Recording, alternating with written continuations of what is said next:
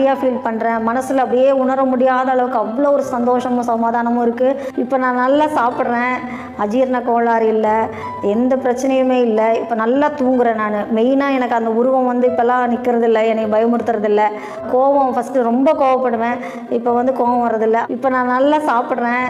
ஏசப்பாக்குள்ளே வர்றதுக்கு முன்னாடி ஏதாவது சந்தோஷமாக சிரிக்கணுன்னா கூட உதடுகள் மட்டும்தான் சிரிக்கும், உள்ளத்தில் எந்த சந்தோஷமும் இருக்காது.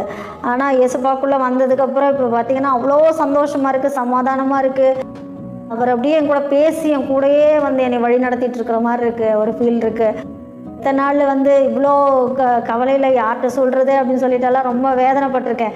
இப்போ அவர்கிட்ட நான் பேசிக்கிட்டே இருக்கேன். உண்மையான தெய்வம் வந்து இத்தனை நாள் நான் தெரிஞ்சுக்காமல் விட்டுட்டேனே, இத்தனை வருஷம் கழிச்சு ஏன் ஏசப்பா எனக்கு தெரிஞ்சிங்க, ஃபஸ்ட்டே தெரிஞ்சிருந்தா நான் எவ்வளோ சந்தோஷமாக இருந்திருப்பேன். 18 வருஷமாக பில்லி சூனிய கட்டிலேருந்து எனக்கு விடுதலை கொடுத்த ஏசப்பாவுக்கு கோடான கோடி ஸ்தோத்திரம்.